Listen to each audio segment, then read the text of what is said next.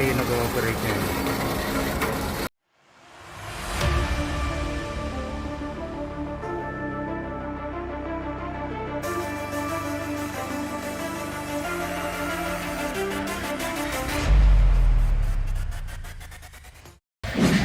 So, hello guys.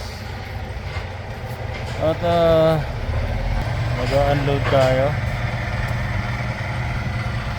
Mag-unload tayo ng load from Ontario. From Ontario, in-spell tayo na.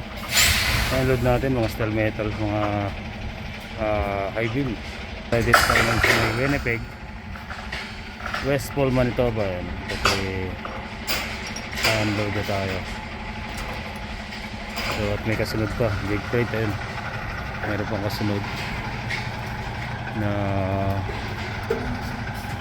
i-unload.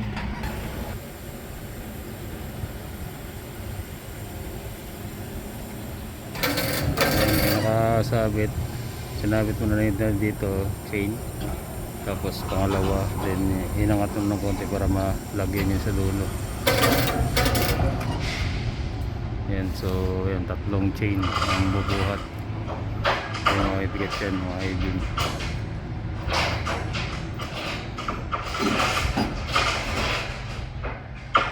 Gano'n nga tayo.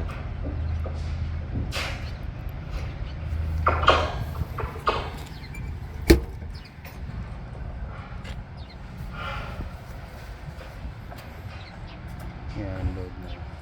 At after nito, diretso tayo ng yard, drop yung trailer, then may biyahe na tayo para bukas. Papunta naman tayong Kenora to, ano naman tayo, Wisconsin.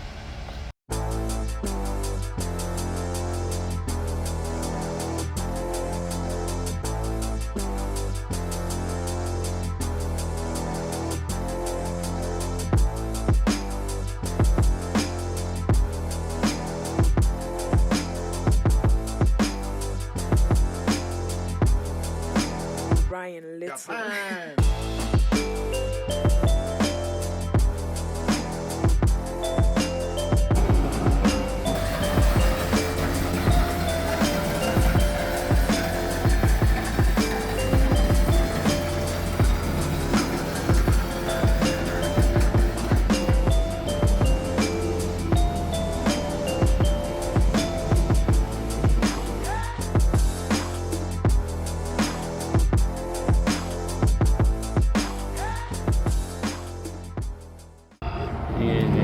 Dito sa likod oh. So ayan, ilang buhat pa to. So ilang buhat pa, ilang buhat pa.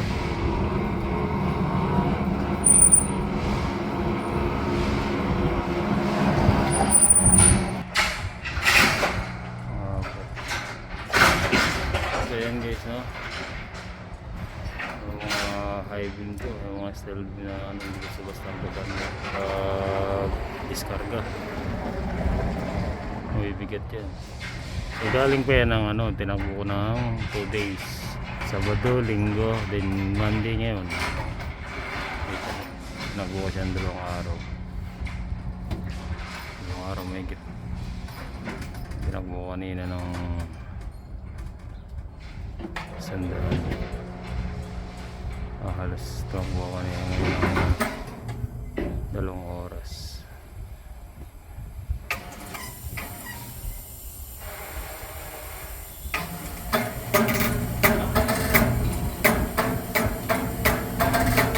Wala kaming deliver dito, buti nauna ako.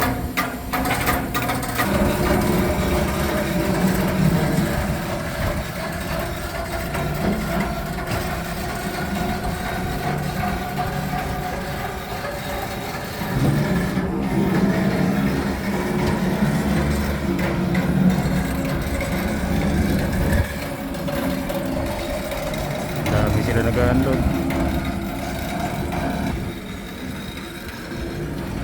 Nandun na, layo nung ano, bilago pala yun.